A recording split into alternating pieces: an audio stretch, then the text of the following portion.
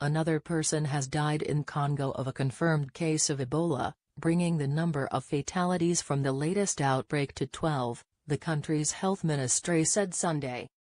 The death happened in Iboko, a rural area in northwestern Equator Province, the health ministry said in a statement.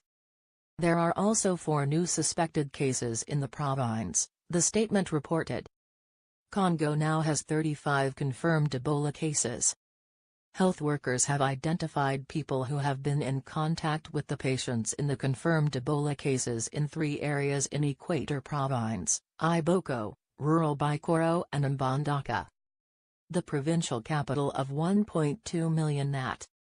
Is a transport hub on the Congo River.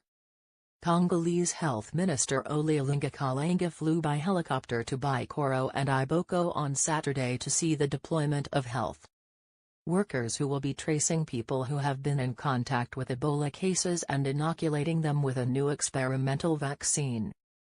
The vaccination campaign in the 2 rural areas is set to begin Monday. Representatives of the World Health Organization and UNICEF accompanied the health minister. The vaccination campaign is already underway in Mbandaka, where 4 Ebola cases have been confirmed. About 100 health workers have been vaccinated there as frontline workers face high risk from the virus, which is spread via contact with the bodily fluids of those infected, including the dead. The next few weeks are crucial in determining whether the outbreak announced in May can be brought under control, according to the World Health Organization.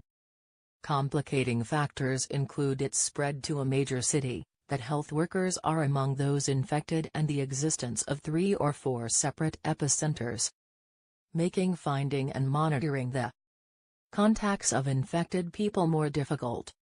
WHO is using a ring vaccination approach, targeting the contacts of people infected or suspected of infection and then the contacts of those people. More than 600 contacts have been identified. WHO also is accelerating efforts with 9 neighboring countries to try to prevent the Ebola outbreak from spreading there, saying the regional risk is high. It has warned against international travel and trade restrictions. I am personally committed to ensuring that we do everything we can to stop this outbreak as soon as possible. WHO Director General Tedros Adhanom Ghebreyesus told a meeting in Geneva on Saturday.